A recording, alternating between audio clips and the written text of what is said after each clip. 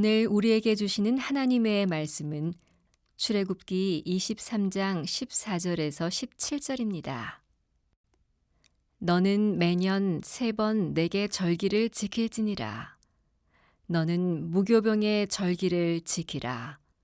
내가 네게 명령한 대로 아빕월에 정한 때에 이레 동안 무교병을 먹을지니 이는 그달에 네가 애굽에서 나왔음이라. 빈손으로 내 앞에 나오지 말지니라. 맥주절을 지키라. 이는 네가 수고하여 밭에 뿌린 것의 첫 열매를 거둠이니라. 수장절을 지키라. 이는 네가 수고하여 이룬 것을 연말에 밭에서부터 거두어 저장함이니라. 내 모든 남자는 매년 3번씩 주 여호와께 보일지니라. 이는 살아계신 하나님의 말씀입니다. 아멘. 오늘 여러분들에게 제가 특별히 감사의 인사를 드립니다. 이번 주간에 저희 어머니가 소천하셔서 장례를 치르게 되었는데 정말 감사한 마음으로 교회와 우리 성도들, 우리 장로님들 너무 많이 잘 도와주셔서 장례를 잘 치르게 되었고요. 사실은 저희 어머니라고 하는 것보다 우리 만나교회 창립 때부터 함께 고생한 그런 원로 사모님으로서 여러분들이 영적 어머니로 그렇게 잘 도와주셔서 너무너무 감사하게 생각하고, 저희 어머니가 참 오랫동안 좀 고생을 하시며 병석에 누워 계셨는데 늘 저희 어머니 마음 가운데는 목회하는 저에 대한 그런 기도 제목이 많이 남아 있으셨어요. 아들이 목회 잘 할 수 있도록. 저희 어머니가 돌아가시면서도 저에게 도움을 참 많이 주신 것 같아요. 오늘 제가 설교를 하지 않는데 오늘 이번 맥주 감사 주일은 갑자기 저희 어머니 때문이 아니라 연초부터 1년 계획 가운데 제가 설교를 하지 않기로 되어 있는 날이에요. 아마 제가 오늘 설교를 하려고 했으면 참 힘들었을 텐데 마지막까지 저를 위해서 이렇게 잘 준비되어서 이렇게 또 그런 마음도 느껴지고 너무너무 감사하고, 오늘 말씀을 전해주실 목사님은 우리 김병윤 목사님인데 김병삼 목사와 전혀 인척 관계가 없습니다. 이름이 그냥 비슷할 뿐인데 그냥 갑자기 준비한 것이 아니라 기도하며 오랫동안 준비한 말씀입니다. 여러분들이 기대감을 가지고 목사님을 통해서 내가 은혜를 사모하는 마음을 가지고 우리 김병윤 목사님 큰 박수로 맞아서 말씀을 듣도록 하겠습니다. 김병윤 목사님. 주일 3부 예배 자리에 나오신 여러분들 모두를 진심으로 환영하고 축복합니다. 담임 목사님께서 말씀하신 것처럼 이번 주간 교회장이 있었습니다. 우리 원로 사모님, 많은 성도님들이 참으로 사랑하고 존경하셨구나 하는 것을 다시 한 번 더 깨달을 수 있는 시간이었고요. 그 원로 사모님께서 우리 담임 목사님을 위해서 참으로 많이 기도하셔서 오늘 부목사들이 이제 설교하는 주간이 맞고요. 기도를 많이 하셔서 사실은 이곳에 없으셔야 할 담임 목사님 앞에서 부목사로서 설교해야 되는 큰 부담을 느끼는 주간이 되었습니다. 이렇게 1부와 2부 설교하시는 목사님들께서 이야기하셨는데요. 저는 담임 목사님 이렇게 보니까 담임 목사님이 이렇게 앞에 계시는 앞에서 설교할 수 있는 거 참 저에게 굉장히 힘이 되고 든든하구나라는 그런 생각이 듭니다. 마무리가 안 된 것 같네요. 주중에 조현철 목사님을 만났습니다. 그냥 우연히 이렇게 만났는데 조현철 목사님이 저를 보면서 이렇게 이야기하시는 거예요. 김 목사 이번 주 설교라고 머리 했어? 근데 그 자리에 담임 목사님도 계시고 다른 목사님들도 계셔서 제가 순간 당황해서 아니에요 라고 이야기했는데 사실 설교 때문에 머리한 거 맞습니다. 그래서 설교를 해서 머리를 했는데요. 많은 분들이 저를 보시면서 젊어 보인다 라고 이야기하셨습니다. 원래 처음에 미용실에 했을 때는 이 머리는 아니었거든요. 젊어 보인다 라고 이야기하시면서 믿음이 참 좋은 옆동산 장로님께서 저를 보면서 믿음의 눈으로 보니까 목사님이 아이돌 같아 보입니다 라고 그렇게 이야기를 하셨습니다. 여러분들 눈에는 그렇게 보이시나요? 네, 감사합니다. 믿음이 좋으신 분들과 함께 말씀 나누게 되어서 참 감사합니다. 담임 목사님께서 말씀하신 것처럼 이번 맥주 감사 주일은 저희 부목사들이 한 명씩 이렇게 돌아가면서 말씀을 준비할 수 있도록 몇 달 전부터 저희에게 말씀을 해주셨습니다. 그래서 맥주 감사 주일에 어떠한 말씀을 전해야 할까에 대해서 깊이 묵상하며 제 목회 길지는 않지만 목사 안수를 받은 지 제가 한 10년 정도 됐는데요. 그 시간들을 이렇게 돌아보면서 어떤 일이 있었던가 하는 것을 한번 생각해 보았습니다. 저는요, 처음 목회를 경남 의령이라는 곳에서 목회를 시작했습니다. 경남 의령이라는 곳의 종합복지시설에서요, 불황인들, 그리고 정신지체, 그리고 노인 치매, 중풍에 걸리신 분들과 함께 한 300여 분이 그곳에서 생활하고 있었는데, 그분들과 함께 3년 동안 목회를 하며 그냥 그곳에서 먹고 마시면서 생활을 하는 그런 시간들을 보냈습니다.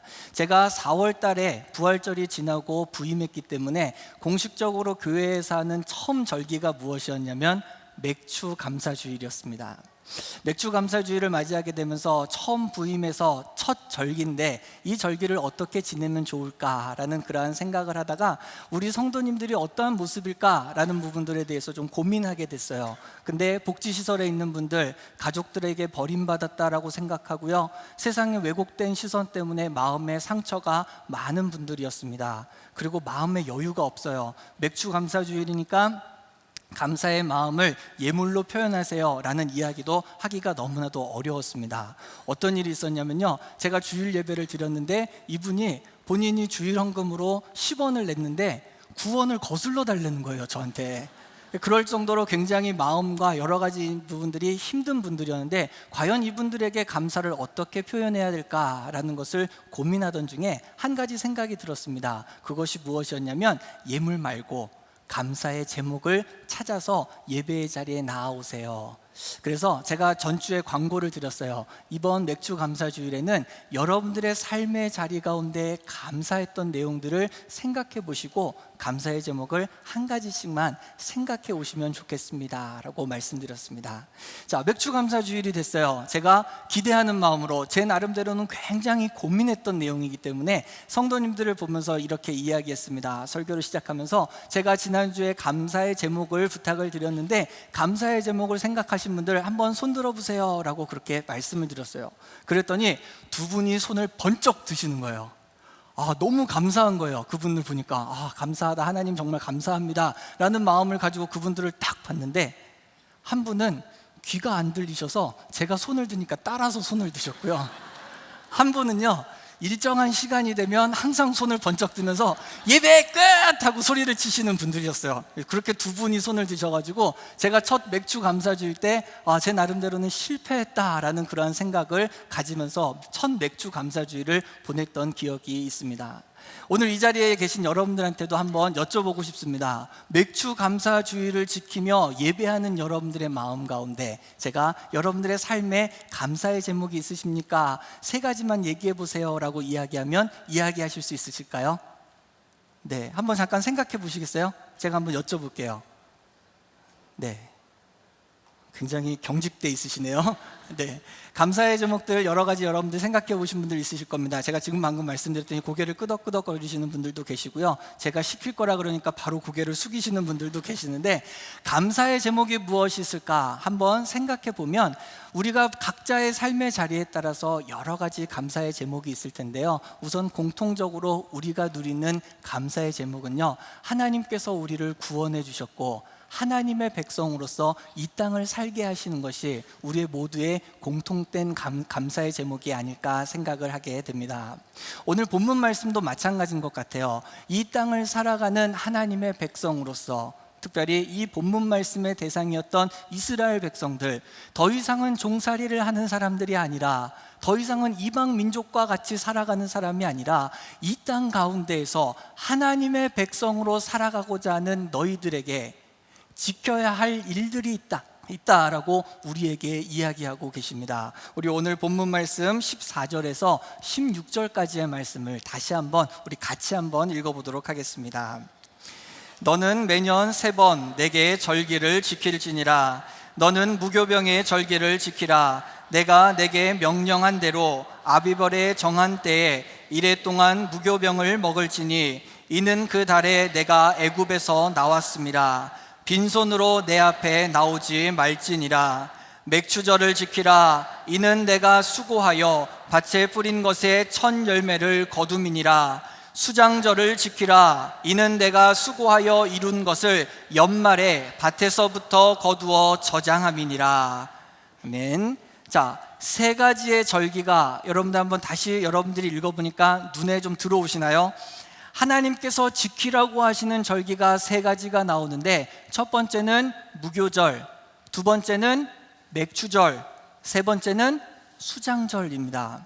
아마 여러분들께서 성경 통독을 좀 하시는 분들은 이거 외에도 여러 가지 절기가 있는데 왜 세 가지만 말씀하실까 하는 생각이 들게 될 겁니다. 뭐 여러분들이 잘 아시는 유월절이라든지 오순절이라든지 칠칠절이라든지 뭐 장막절이라든지 여러 가지 절기들이 있을 것 같습니다. 그래서 저는 오늘 먼저 이 세 절기를 중심으로 여러 절기의 이름을 간단하게 정리하며 여러분들과 말씀을 함께 이어가려고 합니다.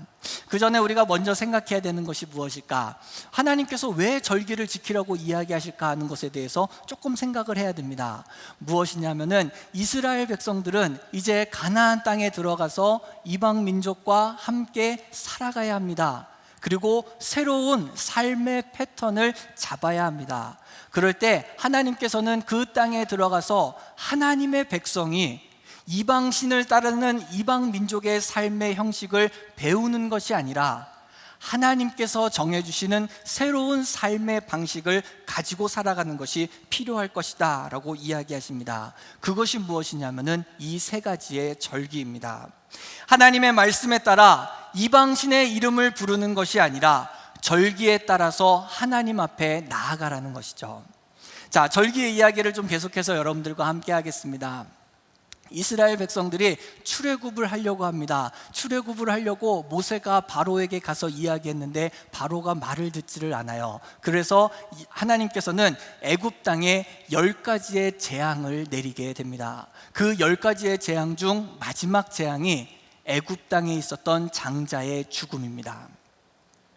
이 장자의 죽음을 당하는 그날 죽음의 신이 그 땅을 운행했다라는 그러한 표현을 가지고 있는데요, 죽음의 신이 그 땅을 다니고 있을 때 어린 양을 잡아 문설주에 피를 바른 집은 넘어가고 그렇지 않았던 집의 장자들은 모두 죽임을 당하게 됩니다.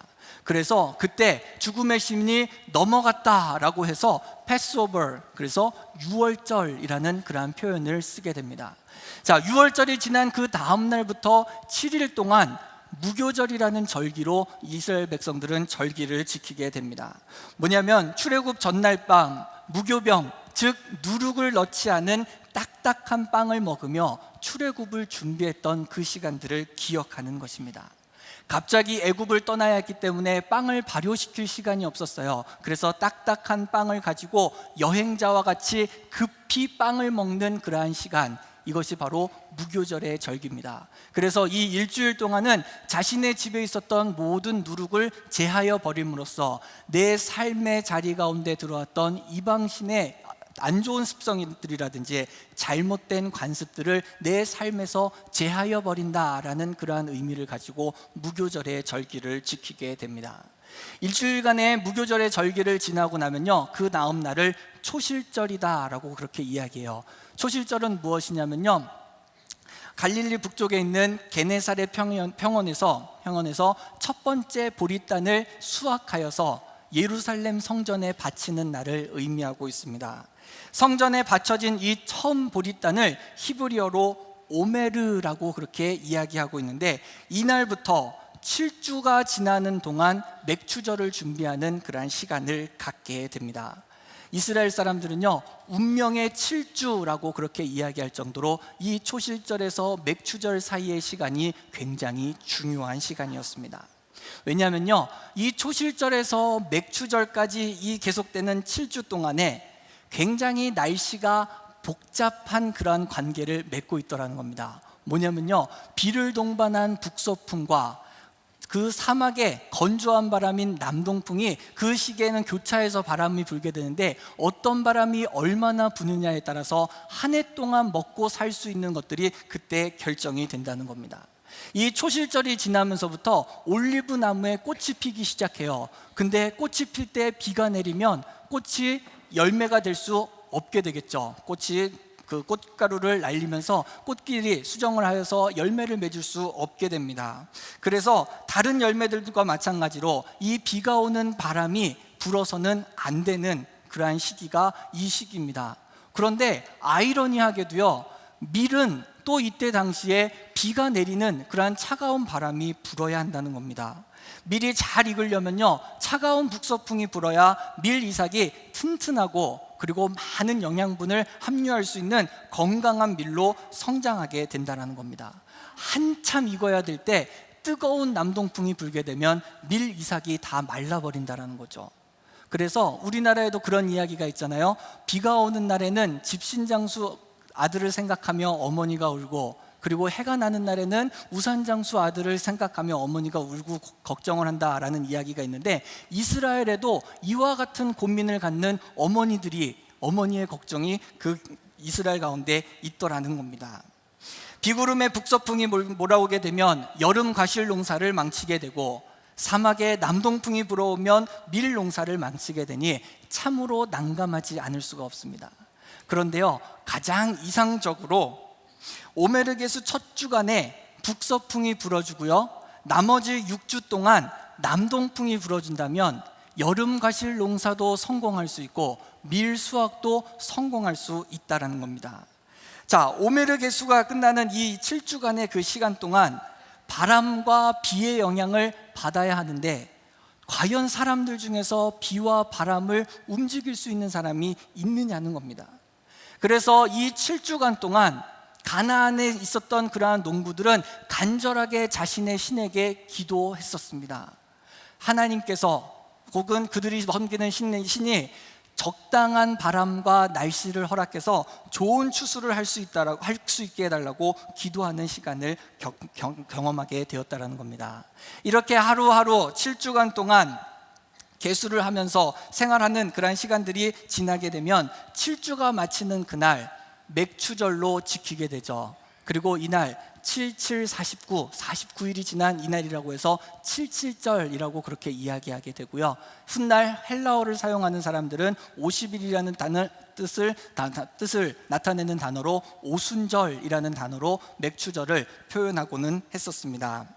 마지막 세 번째 절기는 수장절입니다. 무교절, 맥추절, 수장절, 이 세 가지의 절기가 있는데, 수장절은 오늘날로 이야기하면 추수감사절과 같은 날입니다.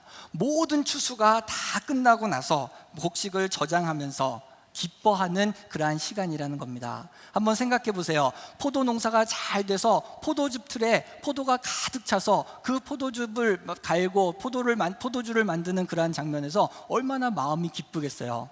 여러분들 중에서 농사를 지으신 분들 별로 없으시겠지만 1년 동안 농사를 잘 지어서 풍년이 되면 농부들의 마음 가운데는 큰 기쁨이 임하게 될 겁니다. 뭐 거기까지 안 가더라도 여러분들께서 열심히 일해서 매월 월급을 받는 그날 굉장히 마음이 여러분들 뿌듯하고 기쁠 겁니다.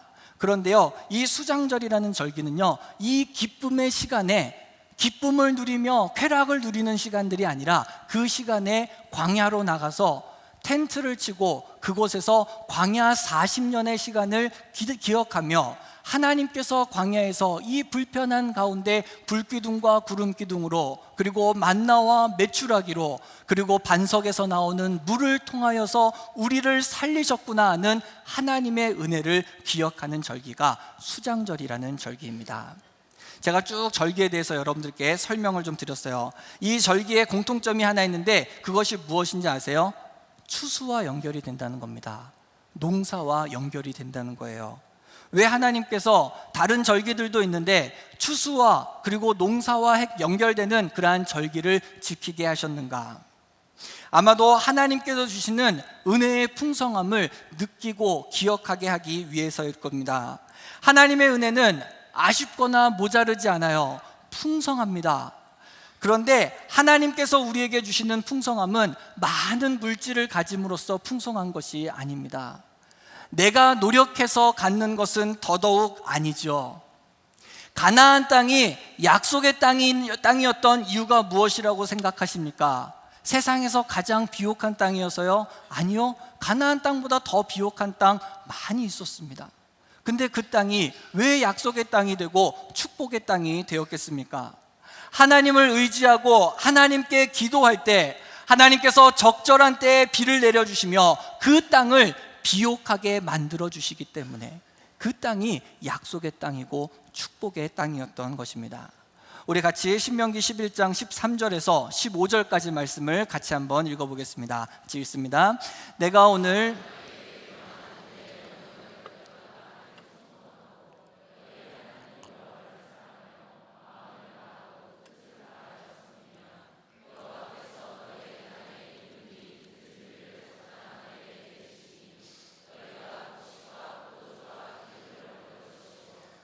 또 가축을 위하여 들에 풀이 나게 하시리니 내가 먹고 배부를 것이라. 아멘. 자, 우리의 풍성함, 환경 자체에 있는 것이 아닙니다. 환경을 비옥하게 만드시는 하나님께서 만들어 주시는 겁니다. 그 하나님을 기억하고 감사하는 우리가 되기를 원하셔서 하나님께서는 절기를 정하신 것입니다. 그러면서 오늘 우리에게 명령하시죠. 절기를 지켜라. 특별히 오늘 우리에게 맥추절을 지키라 라고 명령하고 계십니다. 여러분들께서는 어떻게 이 절기를 지키시겠습니까? 특별히 맥추절을 지키라는 그 명령에 여러분들은 어떻게 반응하셨습니까? 설교 서두에서 저는 제 첫 사역지에서 지냈던 첫 번째 맥추감사절을 말씀드렸습니다. 맥주감사절을 그렇게 지내고 나니까 제 마음 가운데 묘한 도전의식이 생기게 되었습니다. 이렇게 지나갈 수는 없다. 그래서 어떻게든지 이분들이 감사하게 한번 만들어 봐야 되겠다라는 그러한 생각을 하게 되었습니다. 그래서요, 그 다음에 3월달 화이트데이를 맞이해서 제가 사탕을 500개를 구입했습니다. 그 당시 제 한 달 사례비가 한 달에 5만 원이었거든요. 저한테 사탕 500개는 굉장히 큰 부담이 되는 일이었습니다. 예배가 끝난 후에 한 분 한 분을 찾아갔어요. 그래서 그분들에게 사탕을 드리면서 이렇게 이야기했습니다. 제 사랑을 받아주세요. 사랑합니다. 그리고 소위 말하는 메이커 있는 빵집에서 빵을 샀습니다. 아마 여러분들은 굉장히 익숙하게 드실 혹은 너무 익숙해서 잘 드시지 않을지 모르는 빠모 바게트라는 빵집에서 빵을 샀습니다. 주변 분들이 그렇게 이야기하세요. 정신과 약 많이 먹는 사람들 맛을 잘 모르니까 아무 빵이나 사도 된다고. 그냥 동네에 가서 유통기한 다 돼가는 그 빵을 싼 값에 사서 나눠주면 될 텐데 뭐하러 그렇게 비싼 빵을 사주냐라고 이야기했습니다. 제가 아니라 그랬어요. 그래서 경남 의령에는 빠모 바게트가 없어서 차를 타고 1시간을 나가서 그곳에서 빵을 샀습니다. 빵을 나눠드리니까요, 평생 살면서 비닐봉지에 들어있는 빵을 한 번도 못 드셔보셨던 분들도 있었습니다. 그러면서 제가 그 빵을 드리면서 그랬어요. 제가 여러분들 드리려고 프랑스 파리에 가서 빵을 사왔다고 이야기했습니다. 그러면서 제가 그렇게 얘기했어요. 여러분들은 프랑스에서 직접 만든 빵을 드시기에 충분한 분들입니다. 말씀드렸습니다.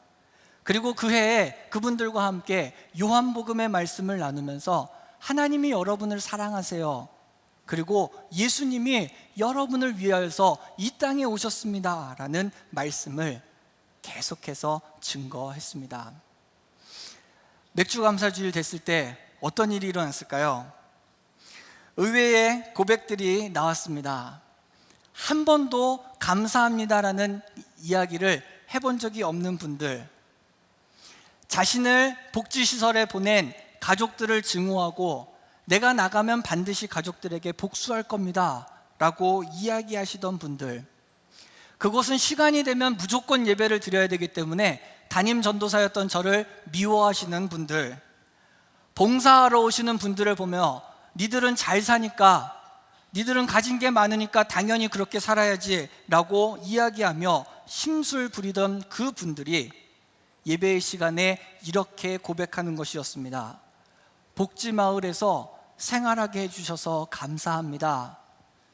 하나님께 예배 드리게 해주셔서 감사합니다. 도와주시는 분들을 보내주셔서 감사합니다. 저는 사실 그 감사의 제목들을 생각하지 못했거든요.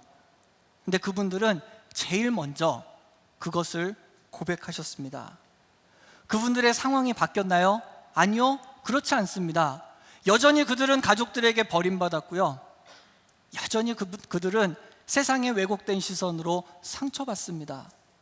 여전히 그분들은요, 밥을 먹을 때마다 약을 한 움큼씩 먹으며 생활해야 합니다. 여전히 그들은 상처와 아픔 가운데 있었습니다.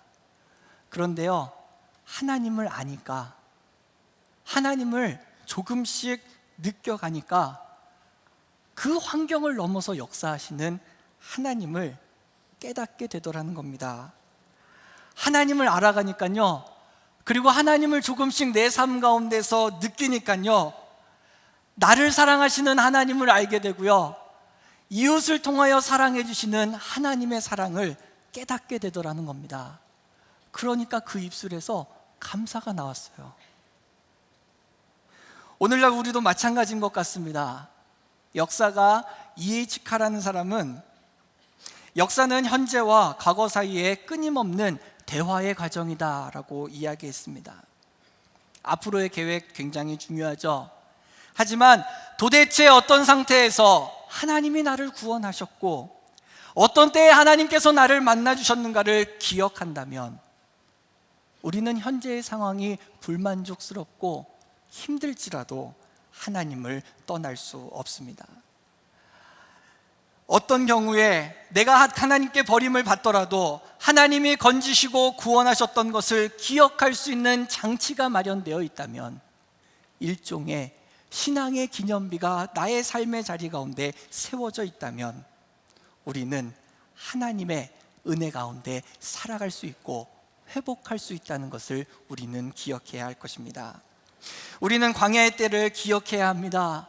광야에서 생활하는 이스라엘 백성들에게 절기라는 신앙의 기념비를 세우게 하신 것은 하나님께서 은혜를 생생내기 위함이 아니라는 겁니다.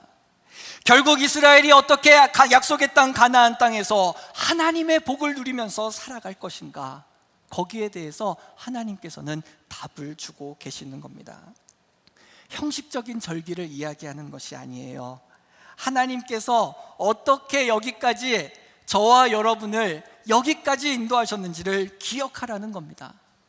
결국 맥주절을 지키라 라는 그 명령의 첫 번째 의미는요, 하나님을 기억하라, 우리의 삶에 함께 하셨던 하나님을 기억하라, 하나님께서는 말씀하고 계십니다. 근데 이 말씀을 준비하면서 보니까 조금 이상한 게 있어요. 뭐냐면요, 이 절기에 대해서 명령받았던 시기와 장소입니다. 저 같으면요, 요단강 앞에서 이스라엘 백성들한테 이렇게 명령하셨을 것 같아요. 이렇게 들어가서, 혹은 여리고성을 점령한 다음에 그때 그 땅에서 살 때는 이렇게 살아야 돼 라고 이야기했을 것 같은데, 하나님은 그렇게 이야기하시지를 않습니다. 이제 출애굽해서 하나님의 말씀을 받고 있는 신의 광야에서 하나님께서 이 말씀을 하시는 거예요. 광야에서 농사를 짓는 것도 아닙니다.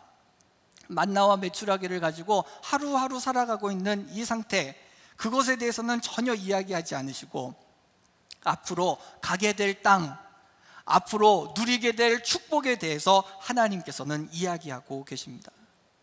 저는 그런 생각이 들어요. 하나님께서 장차 하나님께서 약속해 주시는 그 축복을 기대하는 마음으로 이 땅을 살아가야 된다라는 것을 이야기하시는 것 같습니다. 그래서 저는 이렇게 생각이 듭니다. 맥주절을 지키라는 두 번째 의미가 무엇인가?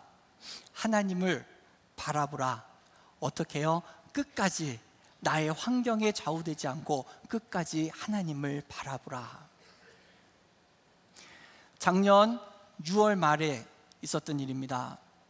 저희 교구 권사님이 저한테 급하게 전화를 하셨어요.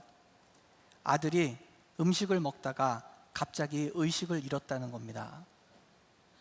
119를 불렸는데요, 늦게 도착했대요. 그리고 기도가 확보되지 않은 상태에서 호흡기를 넣다 보니까 이쪽 안에 출혈이 생겨서 폐가 전부 다 피에 젖게 돼서 폐가 기능을 상실하게 됩니다. 심폐소생술을 너무 무리하게 하다 보니까 갈비뼈 전체가 골절이 되어서 내장 모든 것이 기능을 잃어버리고 말았습니다. 호흡이 안 되고 내장이 그렇게 손상이 되니까 뇌에까지도 손상이 일어나게 돼서 뇌 분비 계열에 문제가 생기게 되었습니다. 그때 당시 그 청년의 나이는 35살이었습니다. 1년이라는 시간이 흘렀습니다. 지금도 여러 병원을 거치면서 치료를 받고 있습니다. 아직도 의식이 돌아오지 않았고요. 생명이 위협이 되는 순간도 너무 많이 있었습니다. 지난달 저희 교구 장로님들과 함께 신방을 가서 기도하려고 약속했던 그날, 그 청년이 심정지 상태가 되며 중환자실로 급하게 들어가게 되었습니다. 중환자실로 신방을 갔어요. 갔더니 권사님께서 제 손을 잡고 막 우시면서 이야기하시는 거예요. 목사님, 제가 힘들다고 했어요. 여태까지 우리 아들이 잘 버텼는데 힘들다고 했어요. 그랬더니 저희 아들이 그동안 잡고 있던 줄을 놨던 것 같아요. 막 우시면서 이야기하시는 거예요. 제가 말씀을 준비하면서 그 권사님하고 주고받았던 문자들을 한번 쭉 돌아보았습니다. 3개월 정도가 지났을 때부터 권사님께서 저에게 문자를 보내실 때마다 항상 하나님께 감사, 하나님께 감사 라고 하면서 저한테 기도 제목을 보내주셨더라고요. 지난 주일날 교회에서 예배 드리셨어요. 나가시면서 감사원금을 하시는데 제가 봉투를 잠깐 볼 수 있었습니다. 그 감사 봉투에서도요, 맨 위에는 하나님께 감사, 또 감사라고 기록이 되어 있었습니다. 음식을 먹다가 1년 넘게 의식을 잃고 있어요. 쓰러져 있고요. 너무 힘든 시간들을 보내고 있습니다. 정말 감사라는 말을 하기 어려운 시간인데 지금도 권사님은 늘 하나님께 감사를 고백하며 기도 요청을 합니다. 그래서 저는 그 청년과 그 가정을 위하여서 기도할 때마다 그런 생각을 하게 됩니다. 이스라엘 백성들이 가나안 땅에서 오메르 게수라고 아까 말씀드렸죠. 자신의 힘으로 할 수 없는, 은혜 아니면 살아갈 수 없는 그 시간 동안 하나님을 의지하고 감사로 하나님을 붙잡는 이 권사님의 마음을 통하여서 역사하실 하나님의 은혜가 기대가 됩니다 라고 기도하고 있습니다. 어떻게 풀어가실지는 몰라요. 그런데 끝까지 하나님을 감사로 붙잡는 그 권사님의 믿음을 하나님께서는 절대 잊어버리지 않으실 겁니다. 말씀을 정리합니다. 하나님은 믿음을 갖고 이 세상을 살아가는 우리에게 세상과는 조금 다른 기준으로 살아갈 것을 요구하고 있습니다. 이스라엘 백성들에게 절기를 지키라고 말씀하신 것 같이 오늘 이 자리에서 예배하는 우리에게도 맥추절을 지키라라고 명령하고 있습니다. 말씀드렸죠? 맥추절을 지킨다는 것이 무엇입니까? 여태까지 나를 인도하셨던 하나님을 기억하고 앞으로도 나를 인도하실 하나님을 바라보는 것, 그것이 우리가 지킬 맥추절이다라고 생각합니다. 여러분들은 이 맥추절 절기 어떻게 준비하셨고 어떻게 반응하고 계십니까? 분명히 이곳에는 어렵고 힘든 상황 가운데 계시는 분들 있을 겁니다. 지난 금요일 날 한 권사님을 신방했었는데요, 운동하다가 허리가 아프셨대요. 물리치료도 받고 마사지도 받았는데 허리가 계속 아파서 MRI를 찍었더니 척추에 암이 퍼져 있대요. 척추에는 암이 시작되는 곳이 아니기 때문에 정밀 검사를 했더니 폐에서 그 암이 그쪽으로 전이된 거라고 합니다. 지난 주일 3부 예배 때 주보대에서 인사를 다 마치고 시온성전에 잠깐 들어왔어요. 근데 저희 동산 권사님이 앉아서 여기 찬양대가 찬양이 끝날 때까지 앉아서 찬양을 하는 것을 바라보며 기도하는 그러한 모습을 봤는데요, 그 권사님 자녀도 말기암으로 호스피스 병동에 있습니다. 어떤 분은 사업의 실패로 참 힘들고 어려운 시간들을 보내고 있습니다. 어떤 성도님들은요, 사람과의 관계 때문에 고통받고 있습니다. 경제적인 문제로, 가정의 문제로 참 어렵고 힘든 시간을 보내는 분들 이곳에 많이 계실 겁니다. 도대체 뭘 감사해야 되는데요? 도대체 뭘 드려야 되는데요? 이러한 질문을 가지고 이 자리에 나오신 분들도 있으실 겁니다. 이렇게 힘들고 아픈데 맥주절을 어떻게 지켜야 합니까? 참 야속해 보이지 않으세요? 맥주 감사주일이래요. 그런데요, 감사가 정답인 것 같습니다. 아니요, 감사가 정답입니다. 감사함으로써 여태까지 여러분들의 삶에 함께 하시는 임마누엘의 하나님을 기억해 보시기 바랍니다. 그리고 오메르게스와 같이 절대적으로 은혜 아니면 살 수 없는 그 시간에 처해 있다면 감사함으로 하나님을 바라보시기 바랍니다. 그러면 하나님께서 새 길을 여실 겁니다. 다시 한번 여러분들께 여쭤보겠습니다. 여러분은 어떤 마음으로 맥주 감사주의를 준비하시겠습니까? 감사함으로 하나님을 기억하며 앞으로도 하나님을 바라보겠습니다. 믿음으로 고백하시기 바랍니다. 그러면 그 하나님과의 만남에서부터 여러분들의 삶은 회복이 시작될 것입니다. 제가 생각했을 때 그것이 바로 하나님께 드릴 최고의 예물이라고 생각합니다. 형식적인 절기가 아닌 우리의 회복을 경험하는 진정한, 정말 진정한 맥주 감사주일이 되시길 주님의 이름으로 축원합니다. 오늘 특별한 순서를 좀 갖고자 합니다. 오늘 이 시간 우리 우미셸 자매님께서 찬양을 해주실 텐데요, 찬양을 들으며 여러분들 잠시 한번 조용하게 묵상하며 생각해 보셨으면 좋겠습니다. 내가 하나님께 감사할 수 있는 이유가 무엇이었는가? 하나님을 기억해, 하나님을 끝까지 바라봐 말씀하시는 그 하나님께서 이제 나의 삶을 회복시키시는구나, 이제 나의 삶의 문제를 해결해 주시는구나, 그 하나님의 사랑을 느껴보시는 그런 시간이 되었으면 좋겠습니다. 함께 찬양을 들으며 조용히 묵상하겠습니다.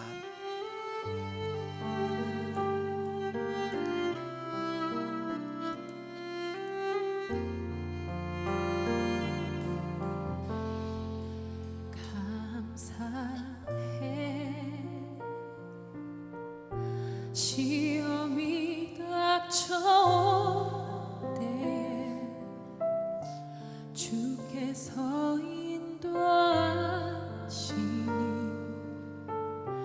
두려움 없네. 또 감사해. 고통이 찾아올 주께서 지켜주시니 승리하리라.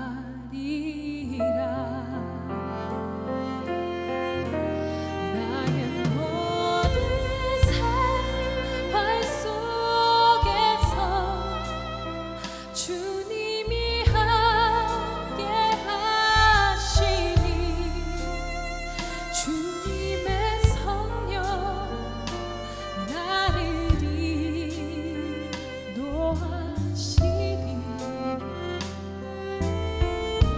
시험이 나를 찾아올 때 주님 지켜주시리. 주님의 성령 나를 인도하시리. 우리 같이 입술을 벌려 함께 찬양하며 고백하겠습니다. 감사해. 시험이 닥쳐올 때 시험이 닥쳐올 때에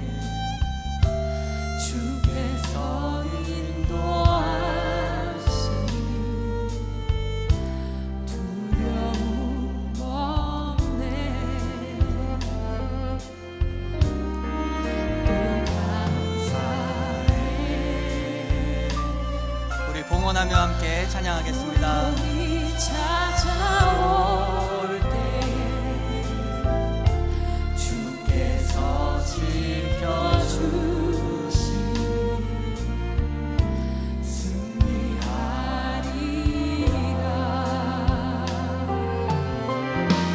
나의 모든 생활 속에서 주님이 함께 하시니 주님의 성령 나를 인도하시니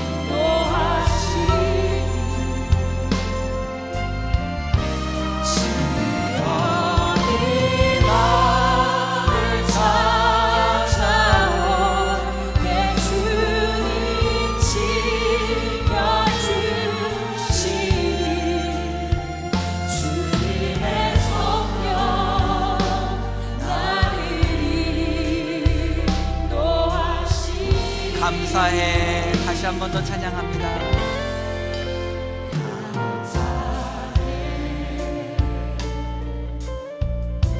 시험이 닥쳐올 때 주께서 인도하시니 두려움 없네.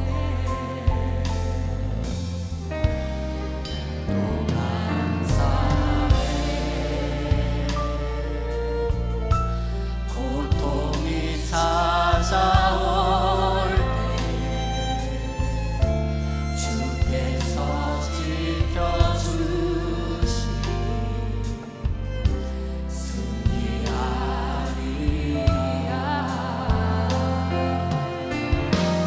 나의 모든 생활 속에서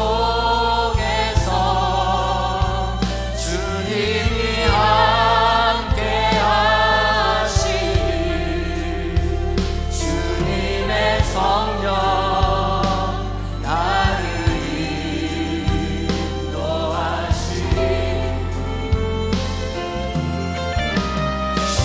시험이 나를 찾아올 때 주님 지켜주시니 주님의 성령 나의 모든 생활 속에서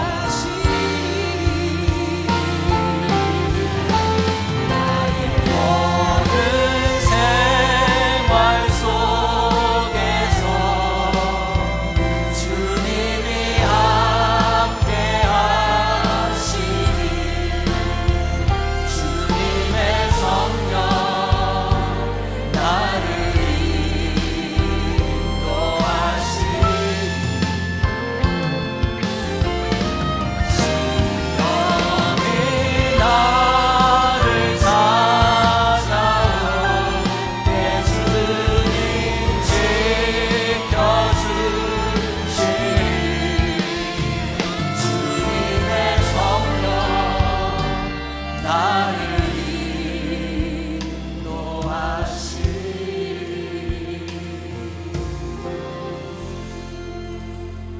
우리 이 시간 함께 잠깐이지만 기도하는 시간을 가졌으면 좋겠습니다. 애굽에서 종살이하던 이스라엘 백성들을 하나님께서 구원하시고 약속의 땅, 축복의 땅까지 인도해 주셨는데 이스라엘 백성들은 하나님의 은혜를 잊고 하나님을 배반하는 삶을 살다 결국은 나라가 멸망하는 일에 다다르게 되었습니다. 오늘 맥주 감사주의를 지키는 우리들, 하나님께서 원하시는 삶이 무엇입니까? 참 힘들어요. 감사하기 참 힘든데 이 시간에 하나님을 기억하고 하나님을 바라보면 하나님이 회복의 역사를 일으키실 겁니다. 우리 기대하는 마음을 가지고 하나님, 이 맥주절을 지킴으로 말미암아 내 삶에 임마누엘 하셨던 하나님을 기억하고 끝까지 인도하실 하나님을 바라보는 믿음을 허락하여 주옵소서. 진정한 감사가 우리의 삶의 자리 가운데 회복되게 하여 주옵소서. 이 시간 우리 함께 합심하여 함께 기도하는 시간을 갖도록 하겠습니다. 사랑의 하나님 아버지, 하나님 참 감사하기가 너무 힘든 시대를 살아가고 있습니다. 건강의 문제로 너무 힘이 듭니다. 자녀의 문제로 너무 힘이 듭니다. 경제적인 문제로 너무 힘이 듭니다. 여러 가지 삶의 문제로 도저히 감사할 수 없는 시간들을 보내고 있습니다. 하나님, 맥주절을 지키라. 지금 말씀하시는 하나님의 음성에 믿음으로 반응하며 하나님을 바라보며 하나님을 기억하며 살아가는 하나님의 사람들이 되게 하여 주옵소서. 아버지 하나님, 우리를 긍휼히 여겨주시옵소서. 우리를 긍휼히 여겨주시옵소서. 우리를 긍휼히 여겨주시옵소서. 진정한 감사가 회복되어지고 하나님과의 관계가 회복되어지고 우리 모두가 되게 하여 주옵소서. 사랑의 하나님, 하나님 앞에 나와 예배하게 하시니 감사를 드립니다. 근데 감사하기 너무 힘들고 어려운 순간을 보내고 있는 많은 믿음의 성도들이 있습니다. 힘들다 하나님을 외면하지 않고, 어렵다 하나님을 배신하지 않고, 우리의 삶에 함께 하시는 임마누엘의 하나님을 기억하며 하나님의 회복을 기대하는 마음으로 하나님을 바라보는 믿음의 사람들이 되게 하여 주옵소서. 감사할 수 있는 믿음이 회복되어지기를 원합니다. 감사함으로 하나님을 만나기를 원합니다.